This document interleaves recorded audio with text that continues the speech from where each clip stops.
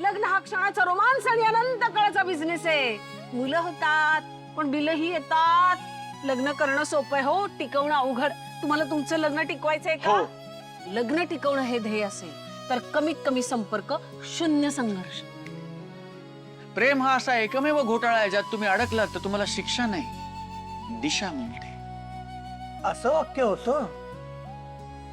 अरे तू लेखक, आमचं काय आहे? अहो म्हणून काही बोलाल. समजून घे रे.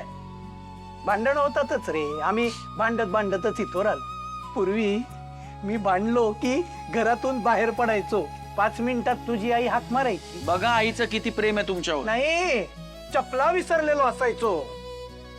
म्हणायची चपला घालून कुठे जायचंय तिकडे जा. म्हणजे शेजारणीला बोलवून माझ्याबद्दल कुचाळक्या करायला ती मोकळी. किती वर्ष झाली लग्नाला बाबा? 40. किती? 40. 40? हो. वा, इतकी वर्ष लग्न कसं काय टिकतं बाबा? लग्न प्रेमानं नाही, सवयीनं टिकतं. ते म्हणतात ना, habit is nature's call. Habit is second nature अशी म्हणे बाबा. अरे तू लेखक, आमचं काय आहे? मग त्याची इतकी सवय होते की ती एक खोड बनते. आणि मग जित्याची खोड. म्हणा ही सोपी म्हणा येते मला. जित्याची खोड, अंगण वाकडं. मुद्दाम करताय का बाबा? ऐक, लग्न टिकवायचा तुला उत्तम उपाय सांगतो. बायकोच्या होला हो करायचं. त्याला काही पैसे पडत नाहीत रे.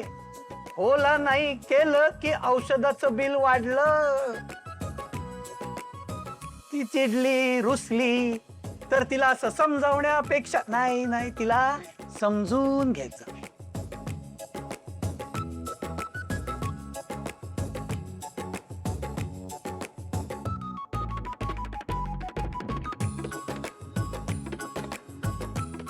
लग्न ही काही वादविवाद स्पर्धा नाही रे.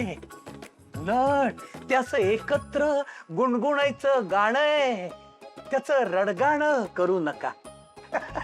थोडक्यात काय, हॅप्पी वाईफ तर हॅप्पी लाईफ.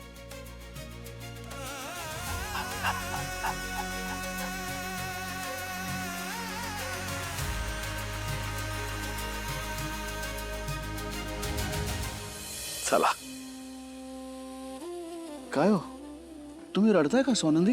काही तुम्हाला नाही आवडलं का? काही राग आला का कुठल्या गोष्टीचा? काय बोलताय तुम्ही? मग का रडताय? हे बघा, तुम्ही मला सांगा ना, तुम्ही त्या सात्विकला जाऊन छापेन की तुझ्यामुळे माझी बायको रडली. खूप छान कामं केली आहेत सगळ्यांनी, पण कधीतरी असं भरून येतं ना, आणि असं गदगदनं चांगलं असतं कधीतरी. बस, रडू नका. चला.